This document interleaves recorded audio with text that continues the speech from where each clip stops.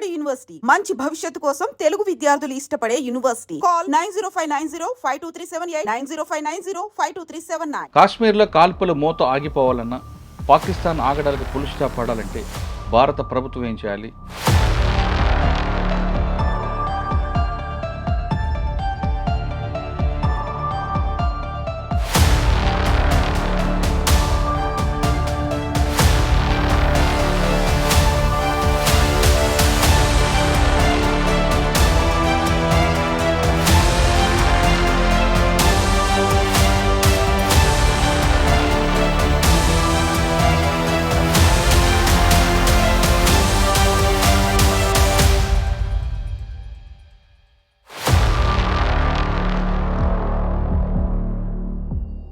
పర్టికులర్గా హిందువుల్ని ముస్లిం వేరు చేసి చంపడం అనేది ఇది ఫస్ట్ టైం. దీని మీద ప్రభుత్వం కూడా చాలా సీరియస్గా ఉంది. బీహార్లో కూడా ప్రైమ్ మినిస్టర్ గారు చాలా స్ట్రాంగ్ వార్నింగ్ కూడా ఇచ్చారు. వార్నింగ్ ఇవ్వడం, అటాకులు చేయడం కాకుండా అసలు ముందు మనం ఎందుకు ఫెయిల్ అయ్యాం, మన ఇంటెలిజెన్స్ ఏమైంది, అసలు ఇంత పెద్ద ఇష్యూ జరుగుతున్నప్పుడు మనకున్న నెట్వర్క్ ఎక్కడ బ్రేక్ అయింది అంటే కొంతమంది ఆఫీసర్లు అంటారు వాళ్ళు డిజిటల్ సిగ్నేచర్ ఎక్కడ వాడకుండా ఉన్నారు కాబట్టి మనం ఫెయిల్ అయ్యామంటున్నారు. అంటే మనం పుట్టింపుని ఇంటెలిజెన్స్ ఎక్కడ అయిపోతుంది అంటే మన టెక్నాలజీ వైపు వెళ్తున్నాం తప్ప మన మూలాలు మర్చిపోతున్నాం అనేది ఇక్కడ చాలా క్లియర్గా తెలుస్తుంది. మీరు కాశ్మీర్లో చాలా కాలం పనిచేశారు కాబట్టి. మోదీ గారు జస్ట్ ఇండియన్ ఆర్మీకి గో అహెడ్ అనే ఒక ఆర్డర్ ఇవ్వాలి సార్. మనకి చిన్నప్పటి నుంచి ఇప్పటి వరకు నేర్పించింది ఏంటంటే నాన్ వైలెన్స్. ఇవాళ ఏం అవసరం ఉంది చెప్పండి పాకిస్తాన్తో మనం సంబంధం పెట్టుకోవడానికి? ప్రతిసారి ఇలాగ ఏదో ఒకటి జరుగుతుంది, మీరు 2 రోజులు గట్టిగా అరుస్తారు, ఆ తర్వాత మళ్ళీ మనకి పాకిస్తాన్ ఇండియా క్రికెట్ మ్యాచ్ కావాలి అంటారు. ఇలాగైతే కుదరదు కదా. జరిగినప్పుడు మనం క్యాండిల్ ర్యాలీ తీస్తాం, ఆ తర్వాత మళ్ళీ పాకిస్తాన్. అంతెందుకు మన హైదరాబాద్లో రీసెంట్గా పాకిస్తాన్ వచ్చి ఇక్కడ ఆడినప్పుడు మీరు చూసారు ఎయిర్పోర్ట్లో ఎలాగంటి crowd. Indian navy great, Indian air force great అనేవాళ్ళు తప్ప వాళ్ళ కొడుకుల్ని పంపించేవాళ్ళు ఎంతమంది. మాకు ఫోన్లు రావాల్సిన అవసరం కూడా లేదు, మేము వెంటనే ప్యాక్ చేసుకొని మేము వెళ్ళడానికి వీఆర్ వెరీ రెడీ. ఎవరి దగ్గర అయితే దాన్ని ఏమంటారు శక్తి లేదో వాళ్ళ మీద మీరు శక్తిని ప్రదర్శించారు. బయటకు వచ్చారు మీరు రిటైర్ అయి వచ్చిన తర్వాత ఈ ఇన్సిడెంట్ వినగానే మీ రక్తం బాయిల్ అయిందా, మరొకసారి వెళ్దాం అనిపించిందా? ఖచ్చితంగా నేను మీకు ఇందాటి నుంచి అదే చెప్తున్నాను. If war is the only solution now, మాకు ఫోన్ కాల్స్ లెటర్స్ రావాల్సిన అవసరం కూడా లేదండి. Welcome to I dream. కాశ్మీర్లో కాల్పుల మోత ఆగిపోవాలన్నా, పాకిస్తాన్ ఆగడాలకు ఫుల్ స్టాప్ పడాలంటే భారత ప్రభుత్వం ఏం చేయాలి, ముఖ్యంగా ప్రజలు ఏం చేయాలి అనే విషయంపై మనతో మాట్లాడడానికి మాజీ మేజర్ హర్షవర్ధన్ గారు ప్రస్తుతం ఉన్నారు. ఆయన అడిగి చాలా క్లారిటీ తీసుకుంది. సార్ నమస్తే అండి. జై హింద్ మురళి గారు. సార్ కాశ్మీర్ ఇష్యూ చూస్తున్నామండి. ఫస్ట్ టైం టూరిస్టులను టార్గెట్ చేయడం. అవును, మన గతంలో మాట్లాడుకున్నట్లుగా ఎప్పుడు అమర్నాథ్ యాత్రకు వెళ్తున్నప్పుడు వాళ్ళని టార్గెట్ చేయడం, భక్తులను టార్గెట్ చేయడం తప్ప టూరిస్టులను డైరెక్ట్గా చేయడం అనేది ఎక్కడ కనపడలేదు. అవును, మీకు చెప్తున్నా, గతంలో మనం డిస్కస్ చేసినట్టుగా టూరిస్ట్ స్పాట్స్ కొన్ని ఉన్నాయి. ఆ స్పాట్స్లో అన్ఎక్స్పెక్టెడ్ జరగడం తప్ప ఇంత పెద్ద లార్జ్గా చనిపోవడం, పర్టికులర్గా హిందువుల్ని ముస్లిం వేరు చేసి చంపడం అనేది ఇది ఫస్ట్ టైం. దీని మీద ప్రభుత్వం కూడా చాలా సీరియస్గా ఉంది. బీహార్లో కూడా ప్రైమ్ మినిస్టర్ గారు చాలా స్ట్రాంగ్ వార్నింగ్ కూడా ఇచ్చారు. వార్నింగ్ ఇవ్వడం, అటాకులు చేయడం కాకుండా అసలు ముందు మనం ఎందుకు ఫెయిల్ అయ్యాం, మన ఇంటెలిజెన్స్ ఏమైంది, అసలు ఇంత పెద్ద ఇష్యూ జరుగుతున్నప్పుడు మనకున్న నెట్వర్క్ ఎక్కడ బ్రేక్ అయింది అంటే కొంతమంది ఆఫీసర్లు అంటారు వాళ్ళు డిజిటల్ సిగ్నేచర్ ఎక్కడ వాడకుండా ఉన్నారు కాబట్టి మనం ఫెయిల్ అయ్యామంటున్నారు. అంటే మన పుట్టింపుని ఇంటెలిజెన్స్ ఎక్కడ అయిపోతుంది అంటే మన టెక్నాలజీ వైపు వెళ్తున్నాం తప్ప మన మూలాలు మర్చిపోతున్నాం అనేది ఇక్కడ చాలా క్లియర్గా తెలుస్తుంది. మీరు కాశ్మీర్లో చాలా కాలం పనిచేశారు కాబట్టి ఇక్కడ ఫెయిల్యూర్ ఎక్కడ కనిపిస్తుంది అంటారు? చూడండి, ఫస్ట్గా మాట్లాడుకుంటే ఆర్మీ కానివ్వండి, సిఆర్పిఎఫ్ కానివ్వండి, జేఎండ్కే పోలీస్ కానివ్వండి, ఇంటెలిజెన్స్ ఫెయిల్యూర్ అయితే మాత్రం దీన్ని మనం ఖచ్చితంగా అనాల్సిందే. దానికి ఒప్పుకోవాల్సిందే. తప్పు ఉన్నప్పుడు ఒప్పుకోవాలి, అప్పుడే మనం దాన్ని కరెక్ట్ చేసుకోగలదు. అలా కాదు తప్పు లేదు, మా తప్పేం లేదు అంటే that is not the right approach to a problem. ఇంకొకటి ఇందాక మీరు చెప్పినట్టు ప్రతిసారి అమర్నాథ్ యాత్రకు ఎవరైతే భక్తులు వెళ్తారో వాళ్ళ మీద అటాక్ చేయడానికి చాలాసార్లు అటెంప్ట్స్ జరిగినాయి, అటాక్స్ జరిగినవి కూడా ఇంతకుముందు. కానీ టూరిస్ట్ మీద, పర్యాటకుల మీద డైరెక్ట్గా అటాక్ అనేది ఇప్పటి వరకు జరగలేదు. మేబీ అదొక రీజన్ అయి ఉండొచ్చు, దాన్ని మనం ముందే యాంటిసిపేట్ చేయకపోవడానికి. అట్ ద సేమ్ టైం నాకు ఎక్కడో లింక్ మిస్ అవుతుందని అనిపిస్తుంది ఇందులో. ఎందుకంటే నేను ఇందాక చెప్పినట్టుగా పర్యాటకుల్ని డైరెక్ట్గా టార్గెట్ చేసి, అది కూడా ఇంతమందిని, అంటే ఇంతకు ముందు కూడా టూరిస్ట్ కొంతమంది చనిపోయారు కాశ్మీర్కి వచ్చినప్పుడు. మేబీ వాళ్ళు స్టోన్ పెల్టింగ్ మధ్యలో ఇరుక్కొని, లేకపోతే ఆపరేషన్స్ మధ్యలో ఇరుక్కొని చనిపోయారే తప్ప డైరెక్ట్గా టార్గెట్ చేసి టూరిస్ట్ని చంపింది అన్నది ఇంతకుముందు నేను ఎప్పుడు చూడలేదు. సో ఇందులో దీని అర్థం ఏంటో నేను కూడా అర్థం చేసుకోవడానికి ట్రై చేస్తున్నాను. ఇక్కడ అన్నిటికన్నా మెయిన్ ప్రాబ్లం మనకేంటి అంటే లోకల్ సపోర్ట్ లేకుండా ఇదంతా జరగడం అనేది ఇంపాసిబుల్. ఇంకొక విషయం మనందరం ఒకటి గుర్తుపెట్టుకోవాల్సిన విషయం ఏంటి అంటే దిస్ ఈజ్ ఇస్లామిక్ టెర్రరిజం. మీకు నచ్చినా నచ్చకపోయినా, మీకు వినడానికి ఇబ్బందిగా ఉన్నా లేకపోయినా, I'm not here to give politically correct statements. This is Islamic terrorism. నేను ఎందుకు చెప్తున్నాను అంటే ఇస్లాం అనేది ఒక్క ఇండియాలోనే కాదు కదా ఉంది. ఇప్పుడు పాకిస్తాన్ని మనం ఏమంటాం? పాకిస్తాన్ని మనం ఇస్లామిక్ రిపబ్లిక్ ఆఫ్ పాకిస్తాన్ అంటాం. వాళ్ళు వచ్చి హిందువులందరూ టూరిస్ట్ అందరినీ ఒకవైపు నుంచోబెట్టి, ముస్లిమ్స్ అందరినీ ఒకవైపు నుంచోబెట్టి వాళ్ళ ప్యాంట్లు కిందకి దింపి చెక్ చేసి చంపుతున్నారు అంటే what is the reason behind it? వాళ్ళు చంపిన తర్వాత వెళ్ళి మీ మోదీకి చెప్పుకోండి ఇలాంటి స్టేట్మెంట్స్ ఇస్తున్నారు అంటే దాని అర్థం ఏంటి? దాని అర్థం ఏంటి అంటే పాకిస్తాన్ పుట్టిందే హిందూ హేట్రేడ్ మీద. మీరు దాన్ని డినై చేయలేరు. 2 నేషన్ థియరీ ఏదైనా కావచ్చు, వాళ్ళు వేరుగా మాకు ల్యాండ్ కావాలి, మేము వేరే కంట్రీ పెట్టుకుంటాం అని అన్నప్పుడు that is not out of వాళ్ళు ఏదో డెవలప్డ్ అవ్వాలి వాళ్ళ సొంతంగా అని కాదు. Just one plain reason is వాళ్ళకి హిందూస్తో ఉండడం ఇష్టం లేదు. సో ఇప్పుడనే కాదు, నేను కాశ్మీర్లో నేను సర్వ్ చేసినప్పటి నుంచి లాస్ట్ 1947లో ఎప్పుడైతే మనం ఇండిపెండెంట్ అయ్యామో అప్పటి నుంచి చూసుకుంటే ఇప్పటి వరకు ప్రతిసారి there is always hate angle. రీసెంట్గా మనకి బలూచిస్తాన్లో బలూచ్ లిబరేషన్ ఆర్మీ అనేది ఆ ట్రైన్ మీద అటాక్ చేసి హైజాక్ చేసి చాలా పెద్ద ఆపరేషన్ చేశారు వాళ్ళు పాకిస్తాన్ ఆర్మీ మీద. అలాంటి హైజాక్ అనుకోవచ్చా, లేదు వాళ్ళు ఇండిపెండెన్స్ కోసం వాళ్ళు చేశారు అనుకోవచ్చు? ఇండిపెండెన్స్ కోసమే ఈ ఫైట్. కానీ దాని హైజాక్ అని అనకూడదు. హైజాక్ ఎందుకు అంటున్నాను అంటే అందులో వాళ్ళు ఒక్క సివిలియన్స్ని కూడా ఎక్కడా టచ్ చేయలేదు. ఆ జనరల్గా బలూచిస్తాన్లో క్వెటా అనే ఒక ప్లేస్ ఉంది. అది బలూచిస్తాన్కి మీరు క్యాపిటల్ సిటీ లాగా అనుకోవచ్చు. ఆ ఏరియాలో చాలామంది ఆర్మీ వాళ్ళు కానీ డిఫెన్స్ ఫోర్సెస్ వాళ్ళు పాకిస్తాన్ వాళ్ళు అక్కడ పోస్టింగ్ ఉంటారు.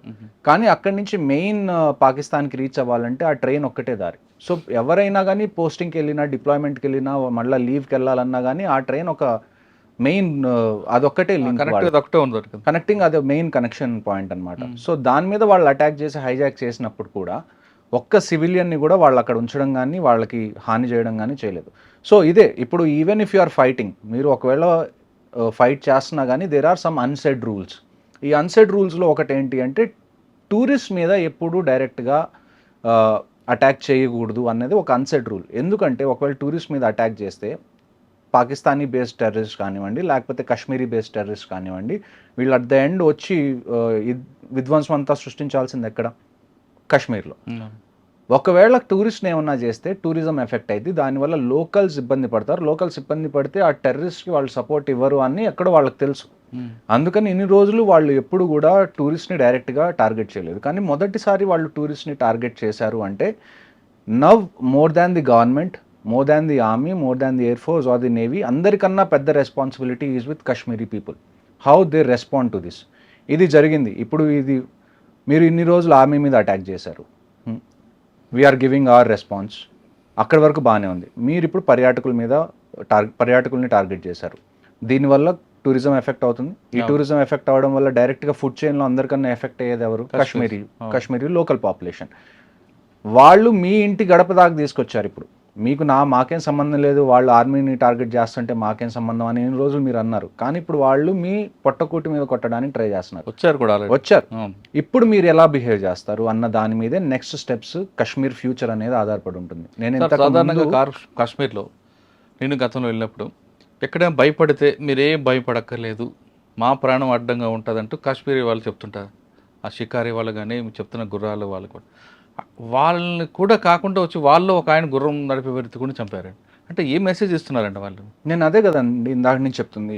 మెసేజ్ వాళ్ళు ఇచ్చేసారు క్లియర్గా, మాకు మీరు తింటున్నారా తినట్లేదా యాజ్ ఏ కాశ్మీరీ పాపులేషన్ మాకు అనవసరం, మాకు మీరు హిందూ అయితే చాలు, మేము మిమ్మల్ని చంపేస్తానని చెప్పి వాళ్ళు చెప్పారు. దీని అంతటి వల్ల కాశ్మీర్లో వచ్చే ఎఫెక్ట్ ఏదైతే ఉందో అది గవర్నమెంట్ మీద ఆధారపడలేదు, ఆర్మీ, నేవీ, ఎయిర్ ఫోర్స్ మీద కూడా ఆధారపడలేదు. ఫైనల్గా అది ఆధారపడేది కాశ్మీరీ పాపులేషన్. ఇక్కడి నుంచి వాళ్ళు ఏ స్టెప్ తీసుకుంటారు. మీరు వీళ్ళని ఎంకరేజ్ చేస్తూ ఉంటే ఇలాంటివి జరుగుతూనే ఉంటాయి. మీరు మళ్ళీ ఆర్టికల్ 370 ముందు ఏ పొజిషన్లో ఉన్నారో ఆ పొజిషన్లోకి వెళ్ళిపోతారు. అంటే కాశ్మీర్ కాపాడాలంటే కాశ్మీరేజ్ ఉండాలి. ముందు కాశ్మీరీస్ దానిలో అందరికన్నా వాళ్ళకు ఒక క్లారిటీ రావాలి. నేను ఇంతకు ముందు చాలా పాడ్కాస్ట్లో కూడా చెప్పాను, మీకు పైన మొత్తం చాలా నీట్గా, చాలా క్లీన్గా టూరిజం బాగా పెరుగుతుందని మీకు అనిపిస్తుంది. కానీ లోపల ఏంటి మైండ్ సెట్ అనేది మనం కనీసం దాన్ని అబ్జర్వ్ చేసి కనీసం ఒక 15-20 సంవత్సరాలు పీస్ఫుల్గా ఉంటే తప్ప కాశ్మీర్ అనేది మారదు. కశ్మీర్ మీద రీసెంట్గా బలూచిస్తాన్లో అటాక్ అయిన తర్వాత పాకిస్తాన్ చీఫ్ ఆసిమ్ మునీర్ ఎవరైతే ఉన్నారో ఆయన ఒక స్పీచ్ ఇచ్చారు రీసెంట్గా, కశ్మీర్ ఈజ్ అవర్ జగ్యులర్ వెయిన్ అది ఇది అని చెప్పి. 1947 దగ్గర నుంచి 2025 వరకు ఆల్మోస్ట్ 75 ఏళ్ళు దాటినాయి. ఇప్పటి వరకు వాళ్ళు కంటిన్యూస్గా ఫస్ట్ ఒక 10 ఏళ్ళు పంజాబ్లో చేశారు, ఆ తర్వాత మనకి బెంగాల్లో చేస్తున్నారు, ఇప్పుడు బంగ్లాదేశ్ ఉన్నప్పుడు అవుతుంది, ఈస్ట్ పాకిస్తాన్ ఉన్నప్పుడు కూడా అయింది, ఆ తర్వాత కశ్మీర్ మీద కంటిన్యూస్గా జరుగుతుంది. ఇప్పుడు మీరు చెప్పండి, వాట్ షుడ్ వీ డూ? ఇప్పటి వరకు మీరు మమ్మల్ని అడిగేవాళ్ళు కదా, మీరు ఫస్ట్లో నేను ఆర్మీలో జాయిన్ అయినప్పుడు నాకు వచ్చే క్వశ్చన్స్ ఎలా ఉండేవో తెలుసా? మనం ఎందుకు కశ్మీర్లో అంతమంది ఫోర్సెస్ని పెడుతున్నాం, కశ్మీర్ని ఇచ్చేయచ్చు కదా, ఎందుకు ఈ గొడవ అంతా అని. ఇప్పుడు మీకు అర్థమై ఉండాలి, ఒకవేళ మనం కశ్మీర్ ఇచ్చేసాం అనుకుందాం, for the debate purpose, Kashmir అనేది మనం ఇచ్చేసాం, మనకేం గొడవలు వద్దు అని చెప్పి. డూ యూ రియలీ థింక్ వాళ్ళు కశ్మీర్ దగ్గర అవుతారు? కశ్మీర్ ఇప్పుడు ఎక్కడైతే పాకిస్తాన్ ఆక్యుపైడ్ కశ్మీర్లో అన్ని టెర్రరిజం క్యాంప్స్ ఉన్నాయో ఆ క్యాంప్స్ అన్ని కశ్మీర్లోకి షిఫ్ట్ అవుతాయి. కశ్మీర్ తర్వాత పంజాబ్ తర్వాత హిమాచల్ తర్వాత ఉత్తరాఖండ్, ఇక్కడికి టెర్రరిజం రావడం స్టార్ట్ అవుతుంది. ఆ 3 ఆక్యుపై చేసుకుంటారు, ఆ తర్వాత ఢిల్లీకి వస్తారు, చిన్నగా మీ ఇంటి దాకా వస్తారు. అప్పుడు అప్పుడు మీరు ఏం చేస్తారు? సో ఇప్పుడు ఏంటి అంటే we are ready for this is the time when the entire country should support the government ఏ డెసిషన్ తీసుకున్నా కానీ ఇప్పుడు మనకి విభేదాలు ఉండకుండా అంటే ఏకతాటిగా గవర్నమెంట్ని సపోర్ట్ చేయడం ఈ టైంలో అన్నది చాలా ఇంపార్టెంట్. ఇప్పుడు ఒకవేళ గవర్నమెంట్ వారే ఒక ఫైనల్ సొల్యూషన్ అని అనుకుంటే వీఆర్ రెడీ ఫర్ ఇట్. నేను మీకు లాస్ట్ టైం కూడా చెప్పాను, for the next 5 years I'm still in reserve list. నేనేదో వార్ జరగాలి అని చెప్పట్లేదు. ఒకవేళ జరిగితే మేము పార్టిసిపేట్ చేయడానికి రెడీగా ఉన్నాం. There is no second question. ఇవాళ ప్రైమ్ మినిస్టర్ అనౌన్స్ చేశారనుకోండి, if it is going to be war, be ready. మేము ఎప్పుడు రిపోర్ట్ చేయాలో దానికన్నా 10 రోజుల ముందే రిపోర్ట్ చేస్తాం, వీ విల్ బీ అవైలబుల్. కానీ ఒక డెసిషన్ తీసుకోండి. This can't go on like this. 75 ఏళ్ళ నుంచి ఇదే జరుగుతుంది, ఇంకొక 25 ఏళ్ళు మీరు ఇదే జరగాలి అని అనుకుంటే మాత్రం మీరు వదిలేసేయండి. ఏదో చిత్క ఆపరేషన్స్ చేసి అయిపోతాయి. ఇక్కడ అన్నిటికన్నా మెయిన్ ప్రాబ్లం మనకి టెర్రరిజం కాదు, అన్నిటికన్నా మెయిన్ ప్రాబ్లం మనకి పాకిస్తాన్ ఆర్మీ. మీరు ఒక విషయం గుర్తుపెట్టుకోవాలి, every country has an army, but Pakistan army has a country. ఇది మీరు ఫస్ట్ నుంచి చూస్తున్నారు. ఎప్పుడైతే అక్కడ ఒక స్ట్రాంగ్ లీడర్, ఒక ప్రైమ్ మినిస్టర్ గాను ప్రెసిడెంట్ గాను అవుతారో పాకిస్తాన్లో, వెంటనే ఏమవుతుందండి? వెంటనే జరిగిపోతుంది, పాకిస్తాన్ ఆర్మీ వచ్చి టేక్ ఓవర్ చేస్తుంది, మళ్ళీ వాళ్ళు పాలించడం మొదలు పెడతారు. ఇప్పుడు ఏదైతే ఈ బలూచిస్తాన్లో జరిగిందో దీని తర్వాత పాకిస్తాన్ ఆర్మీకి క్రెడిబిలిటీ పడిపోతుంది. ఇలాంటి టైంలో వాళ్ళ క్రెడిబిలిటీని కాపాడుకోవడానికి దిస్ మస్ట్ బీ సమ్ చాలా డెస్పరేట్గా చేసిన డైవర్షన్ చేయడం అంటారు కాదు, చాలా ఇప్పుడు డెస్పరేట్గా ఉన్నారు. ఇంకా వాళ్ళని వాళ్ళు ప్రూవ్ చేసుకోవాలి. ఇప్పుడు ఈ అటాక్ అవుతుంది, ఈ అటాక్ అయితే మనకి ఈజీగా తెలుసు ఇది పాకిస్తాన్ చేయించింది అని. ఇప్పుడు మన గవర్నమెంట్ ఏముంటుంది, లేకపోతే మన ప్రజలు ఏమంటారు, పాకిస్తాన్ మీద యాక్షన్ తీసుకోవాలి అంటారు. ఈ రీజన్ని పట్టుకొని ఆసిమ్ మునీర్ ఏమంటాడు, చూడండి హిందూస్ అందరూ మన మీద దాడి చేస్తున్నారు, ఇప్పుడు మనకి ఫండ్స్ కావాలి, పాకిస్తాన్ మొత్తం ఒకటవ్వాలి, లేకపోతే మీరు ఆర్మీకి సపోర్ట్ చేయాలి అని చెప్పి ఇవన్నీ మైండ్ గేమ్స్. ఈవెన్చువల్గా ఏమవుతుందండి, పిఓకే ఏమంటాం మనం, పాకిస్తాన్ ఆక్యుపైడ్ కశ్మీర్ మంది అంటాం కదా, మరి ఎల్సీ ఏం చేస్తుంది మధ్యలో? ఎల్సీని జరపండి. మీరు ఒక్కసారి ఇండియన్ ఆర్మీకి ఆర్డర్ ఇచ్చి చూడండి, మోదీ గారు జస్ట్ ఇండియన్ ఆర్మీకి గో అహెడ్ అనే ఒక ఆర్డర్ ఇవ్వాలి చాలు. నేను మీకు 2020, 2019 ఆ టైం విషయం చెప్తాను. డీజీఎంఓ అని ఒక అపాయింట్మెంట్ ఉంటుంది ఆర్మీలో, పాకిస్తాన్ ఆర్మీలో కూడా ఉంది, ఇండియన్ ఆర్మీలో కూడా ఉంది. డీజీఎంఓ అంటే డైరెక్టర్ జనరల్ మిలిటరీ ఆపరేషన్స్. అంటే ఈ 2 కంట్రీస్లో ఏ మిలిటరీ ఆపరేషన్స్ జరగాలన్నా అది డీజీఎంఓ దగ్గర నుంచి ఇనిషియేట్ అవుతుంది. అలాంటి DGMO, Pakistan DGMO 15 core commander, మీరు చాలా టీవీ షోస్లో చూసుంటారు, జనరల్ కేజేఎస్ ఢిల్లో అని చెప్పి ఒక లెఫ్టినెంట్ జనరల్ ఉన్నారు, 15 కోర్ కమాండర్ ఆయన, జనరల్ టైనీ ఢిల్లో అని కూడా అంటారు ఆయనకి డీజీఎంఓ పాకిస్తాన్ డైరెక్ట్గా ఫోన్ చేసి, ఏంటండి మీరు ఎల్సీ దగ్గర చిన్న ఏదైనా జంతువు గదిలినా కానీ మీరు అంత అటాక్ చేస్తున్నారు అని. అలాంటి ఆపరేషన్స్ ఇంతకుముందు జరిగినాయి. This is not the first time. The only option right now we have is LC మీద దీపావళి జరగాలి.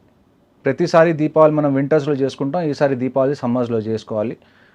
వాడండి, మన దగ్గర ఉన్న ప్రతి వెపన్ ఏదైతే ఉందో వాడండి. మనం ఎస్కలేషన్ గురించి భయపడకూడదు. ఇప్పటి వరకు మన మైండ్ సెట్ ఎలాగుంది చూడండి. ఈ కంట్రీలో మనకున్న అతిపెద్ద దరిద్రం ఏంటి అంటే, మనకి చిన్నప్పటి నుంచి ఇప్పటి వరకు నేర్పించింది ఏంటంటే నాన్ వైలెన్స్, మెచ్యూర్గా ఉండండి. An eye for an eye makes the whole world blind అంటారు, which is a very stupid argument. An eye for an eye makes the competition equal. ఇప్పుడు నేనున్నాను, ఒక్కడితో గొడవ పడుతున్నాను, వాడి కన్ను తీసేశాను, ఇప్పుడు వాడు నా కన్ను తీయకపోతే నా దగ్గర 2 కళ్ళు ఉన్నాయి, వాడి దగ్గర ఒక్క కన్నే ఉంది. నేను మళ్ళీ వాడిని అటాక్ చేసినప్పుడు ఎవరి దగ్గర అడ్వాంటేజ్ ఉంటుంది? మీది. నా దగ్గర అడ్వాంటేజ్ ఉంటుంది. సో ఇవన్నీ చెప్పుకోవడానికి బాగుంటాయి. An eye for an eye makes the whole world blind. No, if you don't take the eye in response of this, ఇలాంటివి ఇంకా పెరుగుతూనే ఉంటాయి, ఇవి తగ్గవు. సో మనం మోడీ గారు కూడా ఇవాళ స్ట్రాంగ్ వార్నింగ్ ఇచ్చారండి. ఖచ్చితంగా 27 మంది ప్రాణాలు తీసుకున్న అందరినీ వదిలిపెట్టు, మట్టిలో కలుపుతాం అంటారు. అంతేకాకుండా మనకి వాళ్ళకున్న అగ్రిమెంట్స్ అన్నీ కూడా క్లోజ్ చేశారు. వాటర్ ఇష్యూ కానీ లేదా సరే మన బార్డర్ ఇష్యూస్ కూడా క్లోజ్ చేశారు. అటువంటి వాటి వల్ల వాళ్ళకి ఏమైనా ఇబ్బంది వస్తుంది అంటారా? చూడండి, నేను పంజాబ్లో కూడా పోస్టింగ్లో ఉన్నప్పుడు నేను సత్లజ్ రివర్ మీద చాలా పనిచేశాను. సో ఇండస్ వాటర్ ట్రీటీ ఏంటి అంటే, ఈస్టర్న్ రివర్స్ ఏవైతే ఉన్నాయో 3 రివర్స్, వాటిని మెయిన్గా పాకిస్తాన్ యూస్ కోసం, వెస్టర్న్ రివర్స్ ఏవైతే ఉన్నాయో 3 అవి ఇండియన్ యూస్ కోసం అనేది అది ట్రీటీ జరిగింది. వరల్డ్ బ్యాంక్ ఈ ట్రీటీని కుదిర్చింది యాక్చువల్గా. సో ఇప్పుడు మనకు అడ్వాంటేజ్ ఏంటి అంటే, ఈ ఇండస్ వాటర్ ట్రీటీ మనం బంద్ చేయడం వల్ల మనకున్న పెద్ద అడ్వాంటేజ్ ఏంటి అంటే, పాకిస్తాన్లో ఏదైతే అగ్రికల్చర్ జరుగుతుందో అగ్రికల్చర్ మొత్తం ఈ రివర్స్ మీద ఆధారపడే జరుగుతుంది. సింధు, ఇండస్, రావి, బియాస్, రావి, ఇంకొక రివర్ ఏదో 3 రివర్స్, హిమాచల్ ప్రదేశ్ కదా, బియాస్, హిమాచల్ నుంచి ఏవైతే ఉన్నాయో ఇవన్నీ కొన్ని టిబెత్లో ఆరిజిన్ అవుతాయి, కొన్ని హిమాచల్లో ఆరిజినేట్ అవుతాయి. జనరల్లీ హిమాలయాస్లో ఆరిజినేట్ అయ్యే రివర్స్ అన్నీ అరేబియన్ సీలో కలవడానికి మన ఇండియా నుంచి పాకిస్తాన్ మీదుగా వెళ్ళి అరేబియన్ సీలో కలుస్తాయి.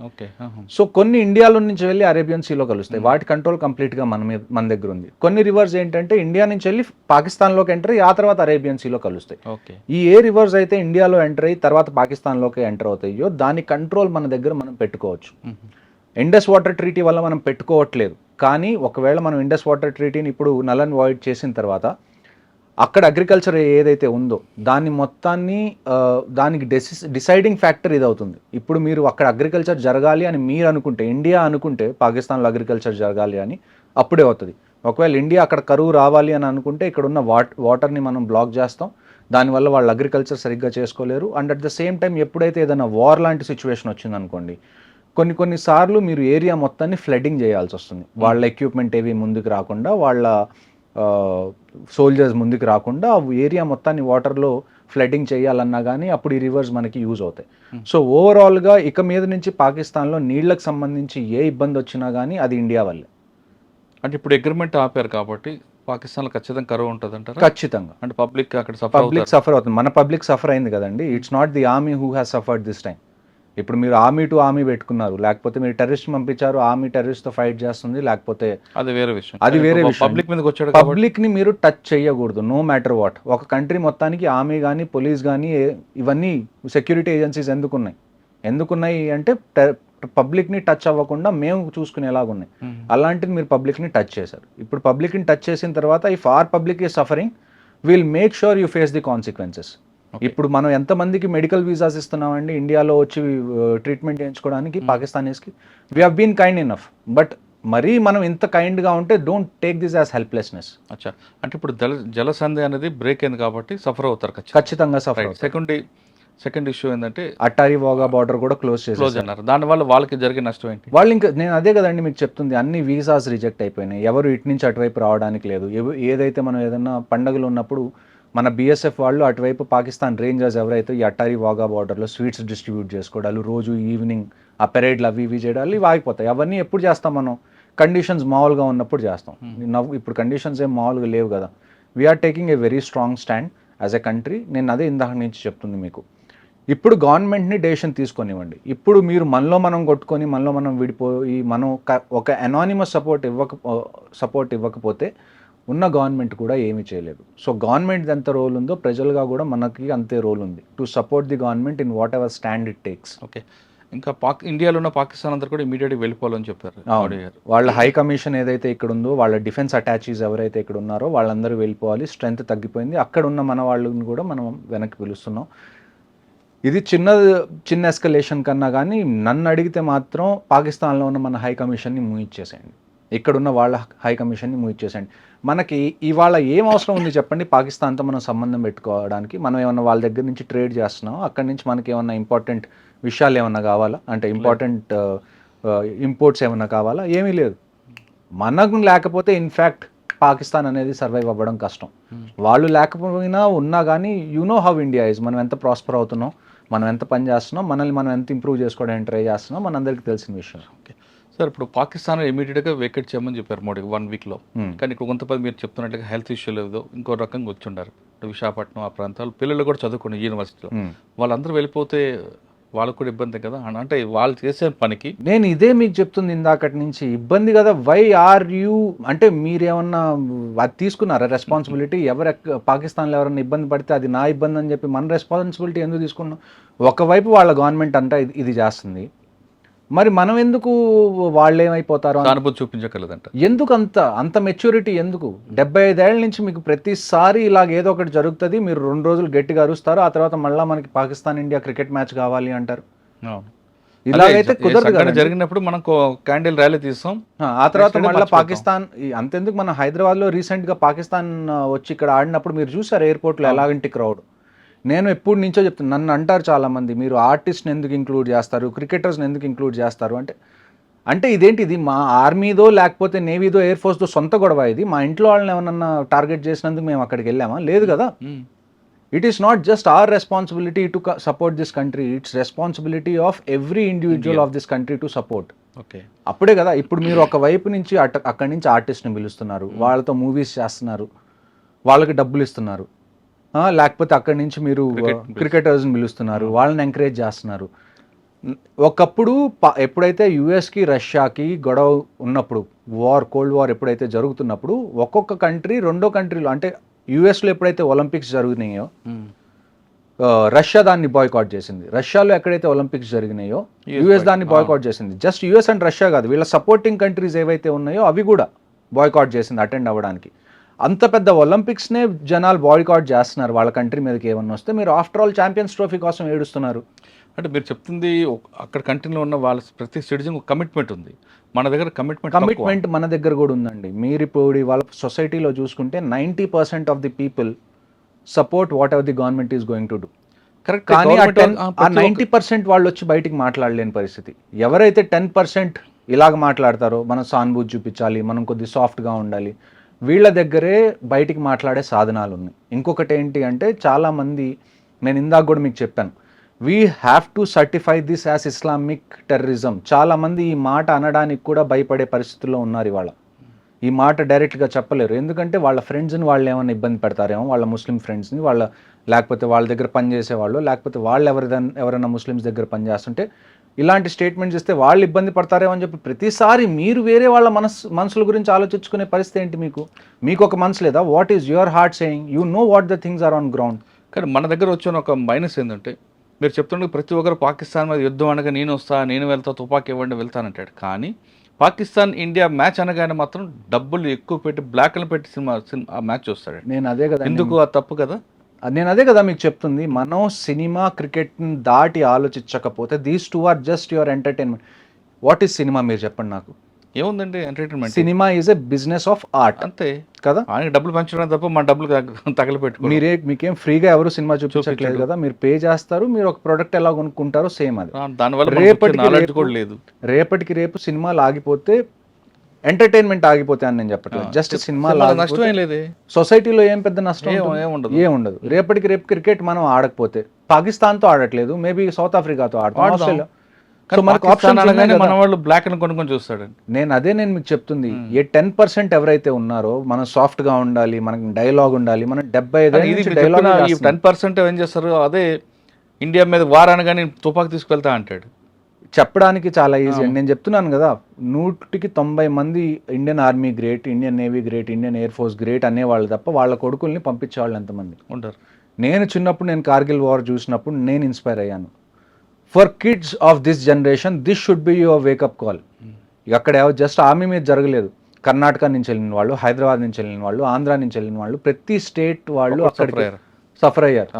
సో ఇది మీకు వేకప్ కాల్. పెద్ద అయిన తర్వాత నేను ఇక్కడి నుంచి పారిపోయి యూఎస్ వెళ్ళిపోతాను, నేను ఇలాంటి వాటిలో పడను అని అనుకుంటారా, మీ డెసిషన్. అలా కాదు, ఇలాంటివి మళ్ళీ నెక్స్ట్ జనరేషన్లో జరగకూడదని అనుకుంటారా, join Indian army, navy, air force, police, what ever it is. ఈ దేశంలో మనం శాంతి శాంతి శాంతి అని చెప్పి మనం ఫైట్ చేయాలన్న స్పిరిట్ని చంపేస్తున్నాం చిన్నగా. కరెక్ట్ అండి. మనం ఇప్పుడు మన దగ్గర 100 ఎకరాలు ఉన్నాయండి, 10 ఎకరాలు ఒకడు కబ్జా చేసుకున్నాడు, మీరేం చేస్తారు? అక్కడ ఒక 100 ఎకరాలు మీ దగ్గర ఉన్నాయి, అందులో 10 ఎకరాలు ఒకడు వచ్చి కబ్జా చేసుకున్నాడు, మీరు ఏం చేస్తారు? వాటి మీద యుద్ధంకి వెళ్తాం, ఏదో ఫైట్ చేస్తాం కదా, కోర్టుకి వెళ్తాం ఏదో. మరి ఇక్కడికి వచ్చేటానికి ఇది ఇక్కడ కూడా అదే కదా జరుగుతుంది. ఇండియా మొత్తం 100 ఎకరాలు అనుకుంటే అందులో 10 ఎకరాలు కాశ్మీర్ అనుకుంటే వాళ్ళకి తీసుకుందాం అనుకుంటున్నారు. ఇక్కడ మనకు ప్రాబ్లం ఎక్కడ వస్తుంది? మీకు ఇందాక ఫస్ట్ నుంచి అదే చెప్తున్నా, మనం సినిమాలో వచ్చినప్పుడు ఆగస్ట్ 15 వచ్చినప్పుడు మాత్రమే మనం స్పందిస్తాం. ఇలాంటివి ఏమన్నా జరిగినప్పుడు మాత్రమే జరిగితేనే క్యాండిల్ ర్యాలీ తీస్తాం. తర్వాత ఎవరి పని ఆడితే క్రికెట్ మ్యాచ్, భారత క్రికెట్ మ్యాచ్ అనగానే దానికి కోట్లు ఖర్చు పెడతారు మన వాళ్ళు, బ్లాక్ అని కొనుక్కొని చూస్తారు. అదే పాకిస్తాన్ హీరోయిన్ వచ్చిందని పరిగెడతారు. కానీ అసలు సో ఇవన్నీ ఆగాలండి, ఇవన్నీ ఖచ్చితంగా ఆపాలి. మీరు ఎన్ని రోజు ప్రతి దానికి కాన్సిక్వెన్సెస్ అనేది ఒకటి ఉండాలి. మీరు తప్పు చేశారా, దానికి ఒక కాన్సిక్వెన్సెస్ ఉండాలి. మీరు ఒక దొంగతనం చేస్తే ఏమవుతుంది? అవును, పట్టుకొని జైల్లో వేస్తారా? అది కాన్సిక్వెన్స్. మళ్ళా చేయకుండా ఆ భయం ఉండాలి. మీరు ఆ భయం పెట్టకపోతే అలాగా. ఈ భయం మనం ఇన్ని రోజులు చేస్తున్న తప్పేంటి అంటే, మనం టెర్రరిస్ట్గా భయం పెడుతున్నాం. పాకిస్తాన్ మనం Rawalpindi, general headquarters of Pakistan army రావల్పిండిలో చేయాల్సిన ఆపరేషన్స్ మనం శ్రీనగర్లో ఎందుకు చేస్తున్నాం? You give a go head. నేను డైరెక్ట్గా చెప్తున్నాను ప్రైమ్ మినిస్టర్ గారికి, ఒకవేళ మీరు ఇప్పుడు వార్ జరగాలి అని మీరు అనుకున్నారా, ఎకానమీ విల్ రివైవ్ అండి. ఇండియాలో నాకు తెలిసి Indians are very hard working, we can revive our economy war జరిగిన తర్వాత కూడా. కానీ if the decision of the prime minister is that we have to go to war, I promise you, ఎంతమంది అయితే వెటరన్స్ ఆర్మీ నుంచి retire అయ్యి ఇప్పుడు మామూలుగా సివిల్ లైఫ్లో ఉన్నారో, ఐ టెల్ యూ, మాకు ఫోన్ చేయాల్సిన అవసరం కూడా లేదు. మీరు న్యూస్లో చెప్పండి, లేకపోతే టీవీ స్క్రీన్లోకి వచ్చి 8ంటికి ఎప్పుడు చెప్తారు కదా, చెప్పండి వార్ జరగబోతుంది, everybody should go to the front lines. మాకు ఫోన్లు రావాల్సిన అవసరం కూడా లేదు, మేము వెంటనే ప్యాక్ చేసుకొని మేము వెళ్ళడానికి వీఆర్ వెరీ రెడీ. కానీ ఒక డెసిషన్ తీసుకోండి, stick to it, and this time the solution has to be permanent. ఇలా పిఓకే మనది అంటున్నాం, బలూచిస్తాన్లో పాకిస్తాన్కి ఇష్యూ జరుగుతుంది, డ్యూరెంట్ లైన్ ఎక్కడైతే ఆఫ్ఘనిస్తాన్తో బార్డర్ ఉందో అక్కడ కూడా ఇష్యూ జరుగుతుంది. చైనా ఏమో ఇప్పుడు మొన్నటి వరకు మనకి ఇంకొక అజంప్షన్ ఏంటి, మనం పాకిస్తాన్ ఏమన్నా చేస్తే చైనా మనకి కంప్లీట్గా అగేన్స్ట్ అయ్యే ఛాన్స్ ఉంది. ఇప్పుడు చైనా పరిస్థితి ఏంటి జియోపొలిటికల్ సిచ్యువేషన్లో? యూఎస్కి చైనాకి మధ్యలో ట్రేడ్ వార్ జరుగుతుంది, టారిఫ్స్ అన్ని పెంచేసారు. ఇప్పుడు చైనాలో స్టాక్ మార్కెట్ ఏదైతే ఉందో అది ఆల్మోస్ట్ కొలాప్స్ అయ్యే స్టేజ్లో ఉంది.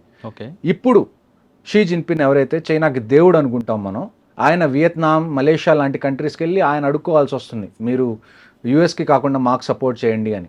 So this is the best time if you have to go for a military operation. ఎందుకంటే పాకిస్తాన్కి సపోర్ట్ చేయడానికి చైనా ఇప్పుడు బిజీగా ఉంది, and at the same time ఒకవైపు నుంచి ఇండియా ఉంటే రెండో వైపు ఆఫ్ఘనిస్తాన్ వైపు నుంచి ఆఫ్ఘనిస్తాన్ ఆర్మీ కూడా రెడీగా ఉంది, తాలిబాన్ ఆర్మీ కూడా రెడీగా ఉంది, ఇంటర్నల్గా బలూచిస్తాన్ ఆర్మీ కూడా రెడీగా ఉంది, and at the same time Tehrik e Taliban Pakistan అని చెప్పి ఒక ఆర్గనైజేషన్ ఉంది which is against the Pakistan army. ఇన్ని ఎలిమెంట్స్ మీ దగ్గర రెడీగా ఉన్నాయి, మీరు యూటిలైజ్ చేసుకోవాలి, ఎక్స్ప్లాయిట్ చేసుకోవాలి అంటే I don't think there is any better time than this. Talibans కూడా స్టేట్మెంట్ ఇచ్చారు కాశ్మీర్ విషయంలో కూడా. ఇప్పుడు వరకు చైనా, యుఎస్ అందరూ స్టేట్మెంట్స్ ఇచ్చారు. ఇప్పుడు వరకు స్టేట్మెంట్ రాంది కెనడా దగ్గర నుంచే. దాన్ని కూడా మనం చూసుకోవాలి. Why is Canada not giving a statement at? ఎందుకంటే కెనడాలో ఇప్పుడు వరకు మనం చూసాం ఖాళిస్తాన్కి వాళ్ళు సపోర్ట్ చేయడం కానివ్వండి, ఐఎస్ఐకి సపోర్ట్ చేయడం కానివ్వండి, అది కెనడాలో ఉంది. So we have to deal with this also. But before dealing other things మనం ఫస్ట్ డీల్ చేయాల్సింది ఏంటి అంటే, నేను ఖచ్చితంగా మీకు చెప్తున్నానండి, maybe with in a month something big is going to happen. Okay, but అది వారా కాదా అన్నది మనం వెయిట్ చేయాలి. సార్ ఒకసారి వెనక్కి వెళ్దాం. కాశ్మీర్ విషయంలో కొంతమంది బోర్డర్ క్రాస్ అయ్యారు, కొంతమంది మిస్ అయ్యారు, వాళ్ళు చేశారు. ఇప్పుడు వరకు మనకున్న ఇన్ఫర్మేషన్ ప్రకారం ఇన్ఫర్మేషన్లో ఎక్కడో లీక్ అయింది, జమ్మూ కాశ్మీర్ పోలీసులకి ఇన్ఫర్మేషన్ ఫెయిల్ అయింది కాబట్టి జరిగింది. వాళ్ళు కూడా ఆ ప్లేస్ని రెక్కి చేసిన తర్వాతే అటాక్ చేశారన్నది చూడండి. ఇప్పుడు వరకు మనకున్న ఇన్ఫర్మేషన్ ఏంటంటే 5 నుంచి 6 టెర్రరిస్ట్ ఉన్నారు. అందులో 3-4 పాకిస్తానీ టెర్రరిస్ట్, 2 మాత్రం ఖచ్చితంగా Kashmiri terrorist, local terrorist. So ఇది మనకున్న ఇన్ఫర్మేషన్. ఇప్పుడు మీరు ఆ ఏరియా చూసుకుంటే అక్కడి నుంచి అక్కడికి రోడ్ లేదు డైరెక్ట్గా పైదాకా వెళ్ళడానికి. వాళ్ళు గుర్రం మీద ఎక్కువ లేకపోతే మ్యూల్స్ మీద ఎక్కువ పైదాకా వెళ్తారు. ఇప్పుడు మీరు గుల్మర్గ్ వెళ్ళారా? గుల్మర్గ్లో మీరు పైకి వెళ్ళిన తర్వాత మీరు ఎలా వెళ్తారు? గండోలా రైడ్ ఉంటుంది, కేబుల్ కార్ రైడ్. మీరు చూసుకుంటే కింద ఏరియాస్లో సెకండ్ ఫేజ్కి వెళ్ళాక పాకిస్తాన్ కనిపిస్తుంది. కింద ఏరియాస్ మొత్తంలో మీకు ఆర్మీ కానీ ఎవరో ఒకళ్ళు ఉంటారు, కానీ పైన మీకు ఎవరు ఉంటారు. ఎందుకంటే నేను ఇందాక చెప్పినట్టు there is an unsaid rule.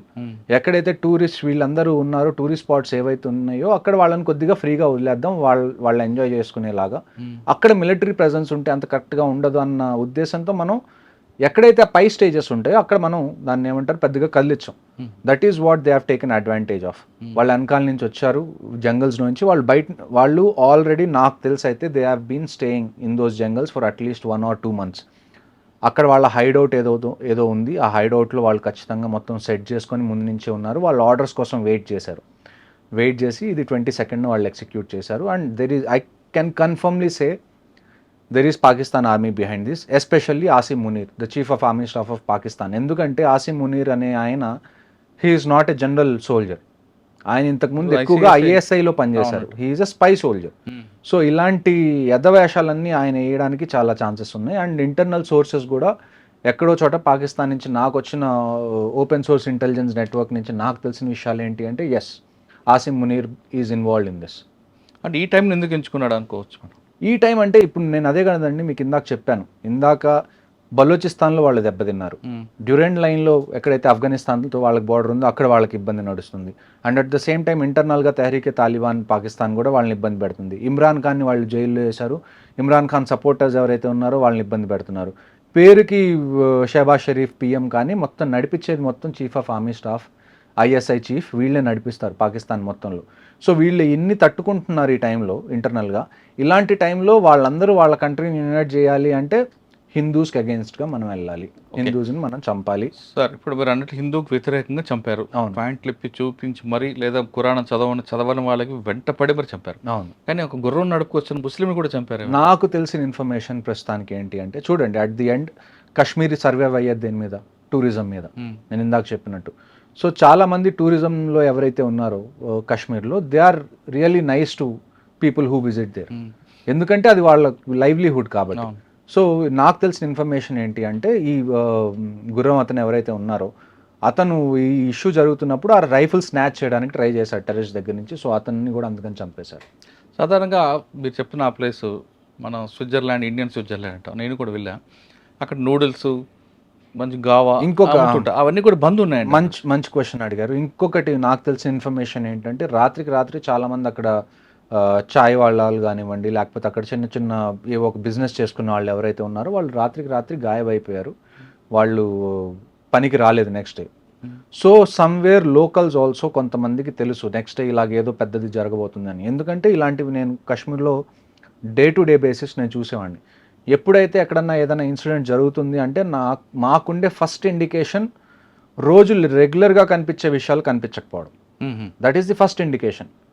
అంటే ఇప్పుడు మీకు ఒక ఏరియాలో 10 కొట్లు ఉన్నాయండి, రోజు ఓపెన్ అవుతాయి, రోజు అక్కడ బిజినెస్ నడుస్తుంది. ఒక్కసారిగా మీరు ఒకరోజు మార్నింగ్ వెళ్ళగానే 10 కొట్లు 10కి 10 బంద్ ఉన్నాయి అంటే ఏదో జరగబోతుంది అని చెప్పి. సో నెక్స్ట్ టైం కూడా ఇలాంటివి ఏమన్నా ఉంటే నేను ఇందాక మీరు చెప్పినట్టు ఇక్కడ చేంజ్ అనేది రావాలి అంటే army, navy, air force, these people are doing it for the last 75 years. Change ఎప్పుడు వస్తుంది అంటే కాశ్మీరీ లోకల్ ఎప్పుడైతే వాళ్ళు వీళ్ళకి సపోర్ట్ చేయడం ఆపేస్తారో అప్పుడే వస్తుంది. కానీ ఇప్పుడు మీకున్న ఇన్ఫర్మేషన్ ప్రకారం మరొకసారి దాడి జరిగే అవకాశం ఉందంటున్నారు, వాస్తవం? చూడండి, కొంతమంది ఇంకా ఆల్మోస్ట్ 1500 మంది OGWs అంటాం మేము, ఆన్ గ్రౌండ్ వర్కర్స్. అంటే మీరు సివిల్ భాషలో స్లీపర్ సెల్స్ అని అనుకోవచ్చు. 1500 మందిని డిటైన్ చేశారు. 1500 మందిని డిటైన్ చేయడం అంటే చిన్న విషయం కాదు. 1500 మందికి ఎన్ని జైల్స్ కావాలో మీరు ఆలోచించండి. వీళ్ళందరినీ ఉతికి ప్రతి ఇన్ఫర్మేషన్ బయటికి లావుతారు. ఎవరు దీని వెనకాల హ్యాండ్లర్స్ ఉన్నారు, అసలు దీని మొత్తాన్ని ఎగ్జిక్యూట్ చేసింది ఎవరు. Rashtriya rifles is going to do it's work అండి, అందులో మీకు డౌటే లేదు. ఎవరైతే ఈ టెర్రరిస్ట్ ఉన్నారో, ఎవరైతే దీనికి పాల్పడ్డారో వీళ్ళైతే ఖచ్చితంగా చచ్చిపోతారు. There is no doubt in it. కానీ వీళ్ళని చంపేస్తే ప్రాబ్లం అయిపోదు కదా. We also need solution for a long duration. Long term solution కావాలి. లాంగ్ టర్మ్ సొల్యూషన్ కావాలి అంటే Pakistan army needs to be targeted. దానికి మీరు వార్ చేయాలి అని అనుకుంటే వీఆర్ రెడీ టు పార్టిసిపేట్. మీరు ఒక్కసారి గో హెడ్ ఇవ్వడమే మీ చేతిలో ఉంది. అచ్చా సార్, ఈసారి వాళ్ళు అటాక్ చేస్తున్నప్పుడు ఎక్కడ కూడా డిజిటల్ సిగ్నేచర్ లేదు కాబట్టి మన ఇండియన్ ఆర్మీ ఫెయిల్ అయింది. కంప్లీట్గా మనం డిజిటల్ మీద, ఎలక్ట్రానిక్ దీని మీద ఎక్కువ ఉన్నాం, సెల్ ఫోన్స్ వాటి మీద మనం ఎక్కువ ఫోకస్ చేస్తాం. కానీ ఫుడ్ ఇంటెలిజెన్స్కి మనం ప్రయారిటీ ఇవ్వలేదు కాబట్టి ఈసారి వచ్చిందని ఒక వార్త ఉంది, వాస్తవం అంటారు అది? చూడండి, మీకు నేను లాస్ట్ టైం మాట్లాడినప్పుడు కూడా నేను చెప్పాను, ఇంట్ అనేది 2 రకాలు. ఫోన్స్ కానీ ఏది కూడా యూజ్ చేయలేదు కదండి. ఎలాగో అలాగా ఇప్పుడు ఒక ఆపరేషన్ చేయాలి అని అనుకుంటే ఎక్కడో చోట కమ్యూనికేషన్ అనేది వాళ్ళు ఎస్టాబ్లిష్ చేసుకోవాలి, తప్పదు అది. ఎప్పుడు అంటే బీట్ ఫిజికల్గా కానివ్వండి, లేకపోతే టెక్నికల్గా కానివ్వండి, మనకి 2 రకాల ఇంటెలిజెన్స్ ఉంటాయి. ఒకటి ఫిజికల్ ఇంటెలిజెన్స్, ఒకటి టెక్ ఇంటెలిజెన్స్. ఫిజికల్ ఇంటెలిజెన్స్ కన్నా టెక్ ఇంటెలిజెన్స్ మీద మనం ఎందుకు డిపెండ్ అవుతాము అంటే technical intelligence is most of the time is very accurate. ఎందుకంటే రైట్ పుట్ కరెక్ట్ ఉంటుంది, పిన్ పాయింట్ మనకు దొరుకుతుంది. లేకపోతే దాన్ని ఏమంటారు, ఇప్పుడు ఫిజికల్ సోర్సెస్ ఉన్నారు అయినా అవునా కాదా ఇటువంటి కొంచెం ప్రొలాంగ్ కొద్దిగా అందులో దాన్ని ఏమంటారు, మనకు కూడా డౌట్స్ ఉంటాయి. వీళ్ళు నిజంగా టెర్రరిస్ట్ గురించి చెప్తున్నారా లేకపోతే మనల్ని టార్గెట్ చేయడానికి చూస్తున్నారా అన్నది. అలాగే చాలా మంది ప్రాణాలు కోల్పోయిన ఆపరేషన్స్ లో ఉన్నాయి, చాలా ఉన్నాయి. ఆ తర్వాతే మనం టెక్నికల్ ఇంటెలిజెన్స్ మీద ఎక్కువ డిపెండ్ అయ్యాం. ఎందుకంటే టెక్నికల్ ఇంటెలిజెన్స్ వల్ల ఏమవుతుంది అంటే కొన్ని సిమ్ కార్డ్స్ వాడేవాళ్ళు మనకి కనీసం ఒక 10 మీటర్స్ రేడియస్లో ఎక్కడ ఉన్నారన్నది తెలుస్తుంది. 10 మీటర్ రేడియస్లో మనకు తెలియడం అంటే చాలా చాలా అక్యురేట్ అన్నట్టు. కొన్ని నెట్వర్క్స్లో ఎలాగుంటుందంటే అట్లీస్ట్ 200-300 మీటర్స్, కొద్దిగా డిఫికల్ట్ అయినా కానీ 200-300 మీటర్స్ని మనం కవర్ చేయడం పెద్ద ఇష్యూ కాదు. కొన్ని నెట్వర్క్స్ ఎలాగుంటాయంటే ఇంట్లో ఏ రూమ్లో కూర్చున్నా కూడా మనకి 5 మీటర్స్ అక్యురసీ ఉన్న నెట్వర్క్స్ కూడా ఉన్నాయి. ఓకే. సో అందుకని మనం ఎక్కువగా టెక్నికల్ ఇంటెలిజెన్స్ మీద డిపెండ్ అవ్వడం మొదలు పెడుతున్నాం. ఇంకొక విషయం ఏంటి అంటే టెక్నికల్ ఇంటెలిజెన్స్ ఎందుకు ఇంపార్టెంట్ అంటే కాశ్మీర్లో నేను మీకు చెప్పినట్టుగా ఇట్స్ సివిలియన్ ఏరియాస్ చాలా ఉన్నాయి. మీరు అర్బన్ వార్ఫేర్ అనేది చేయాలి. ఈ టెక్నికల్ ఇంటెలిజెన్స్ వల్ల ఏమవుతుంది అంటే కొలెటరల్ డ్యామేజ్ అనేది కంప్లీట్గా తగ్గిపోతుంది. సో అందుకని మనం టెక్నికల్ ఇంటెలిజెన్స్కి ఎక్కువగా మనం ప్రయారిటీ ఇస్తాం.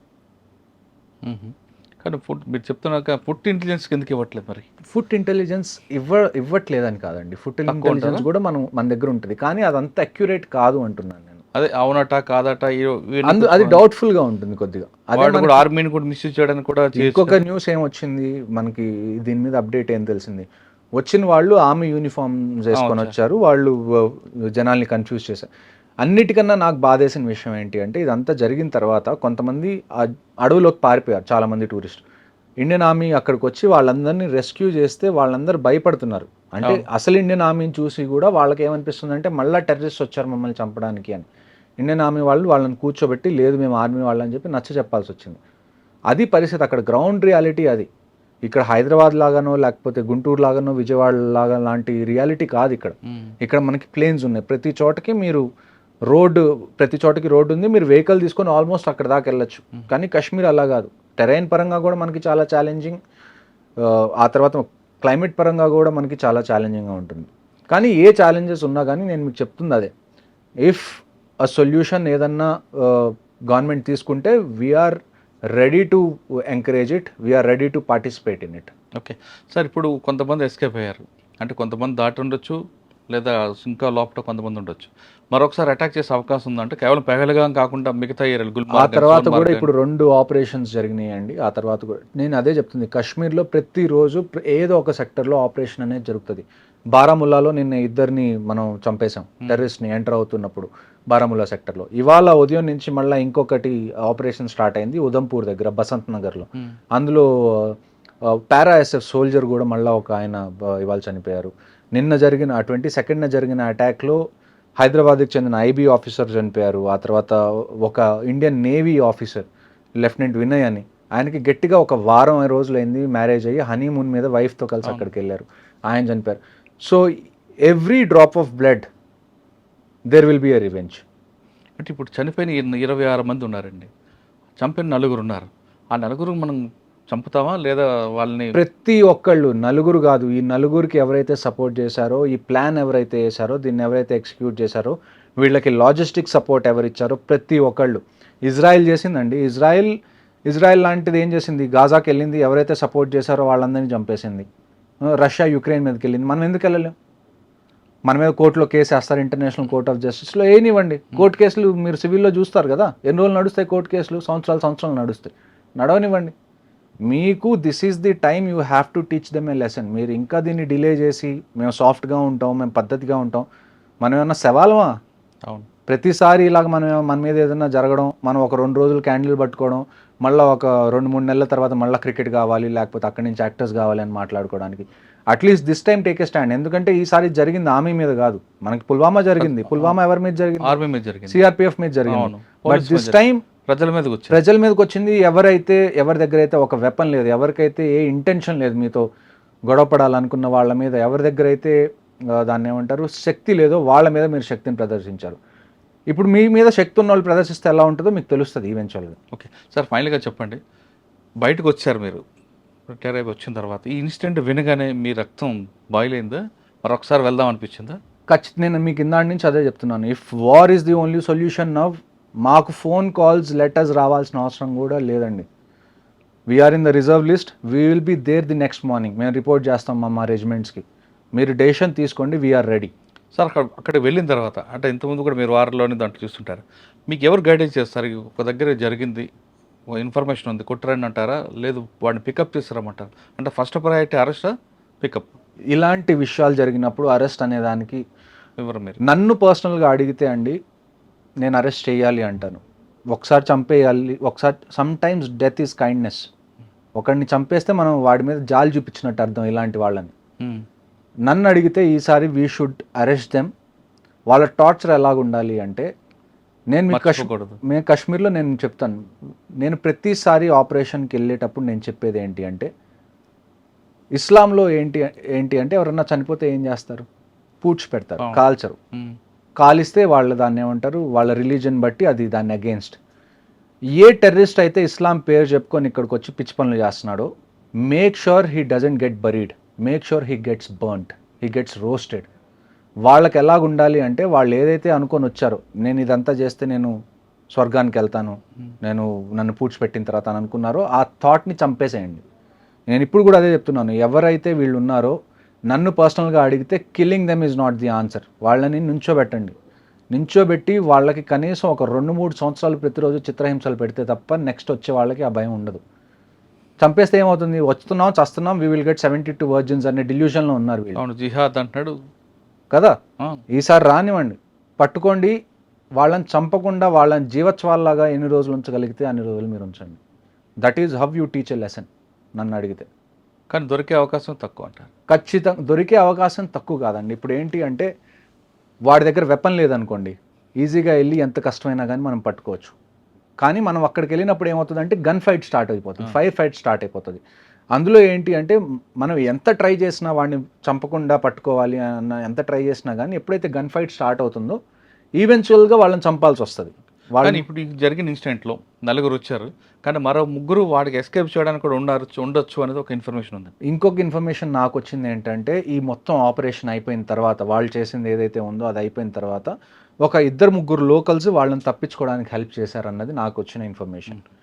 ప్రతి ఒక్కళ్ళకి వాళ్ళు మూల్యం చెల్లించాల్సిందే, దాంట్లో క్వశ్చన్ అనేది లేదు, సెకండ్ క్వశ్చన్. కానీ అది ఎలాగన్నది మనం వేచి చూడాలి. ఏదైనా పిఎం గారి డెసిషన్ మీద ఉంది. పిఎంగా చూడండి, లోకల్గా ఏది జరగాలన్నా కానీ ఆర్మీ డెసిషన్ తీసుకుంటే చాలు. బట్ ఇది చిన్న విషయం కాదు. ఆర్మీ మీద ఏదైనా అటాక్ అయింది, లేకపోతే ఏదైనా టెర్రరిస్ట్ ఆపరేషన్ కాదు ఇది. It is a direct declaration of war. ఎందుకంటే వాళ్ళు సివిలియన్స్ని టచ్ చేయకుండా ఉండాల్సింది. సివిలియన్స్ని టచ్ చేశారు అంటే directly or indirectly somewhere they want war, we will give it to them. Okay, Kashmir మీద యుద్ధం ప్రకటించారు పాకిస్తాన్ అంటున్నారు మేజర్ హర్షవర్ధన్ గారు. అక్కడ చనిపోయింది టూరిస్టులు కాదు, భారతదేశం మీద యుద్ధం ప్రకటించారు. కాబట్టి ప్రతి ఒక్క ప్రాణానికి మనం ప్రతీకారం తీర్చుకోవాల్సిన సమయం ఆసన్నమైంది అంటున్నారు మేజర్ గారు. ఇప్పటికైనా ప్రధానమంత్రి గారు ఖచ్చితంగా సరైన సమయంలో మంచి డెసిషన్ తీసుకుంటే, నేను బయటికి రావడానికి నాతో కాదు, నేనే కాదు, ఖచ్చితంగా రిటైర్ అయిన వాళ్ళందరూ కూడా ముందుకు వస్తాం, ఫోన్ కాల్ కూడా అవసరం లేదు, జస్ట్ న్యూస్లో చెప్తే చాలు, వస్తాం, మన సడాకని చూపిద్దాం అంటూ ఆయన వార్నింగ్ ఇస్తున్నారు. ఇప్పటికైనా చాలామంది కేవలం టూరిస్టులు చనిపోయినప్పుడు మాత్రమే మనం క్యాండిల్ ర్యాలీలు తర్వాత కార్యక్రమాలు చేసి ఏదో మమ అనిపించకుండా, ఎప్పుడు కూడా మనం ఎప్పటికైనా సరే మన దేశ పాకిస్తాన్ కాబట్టి దాంతో ప్రతీకారం చేయడానికి మీరందరూ ముందుకు రండి. అంతేగాని భారత్ పాక్ మ్యాచ్ అవ్వగానే చప్పట్లు కొట్టడం, పాకిస్తాన్ హీరోయిన్లు వస్తే వెల్కమ్ చెప్పడం అనేది కరెక్ట్ కాదంటూ ఆయన చెప్తున్నారు. అది కాశ్మీర్లో జరిగిన ఇష్యూపై మేజర్ హర్షవర్ధన్ గారితో ఎక్స్క్లూజివ్ ఇంటర్వ్యూ. వచ్చే వారం మరో ఇష్యూలో మళ్ళీ కలుద్దాం. అంతవరకు నమస్తే సార్. Thank you. చనిపోయిన ప్రతి ఒక్క కుటుంబానికి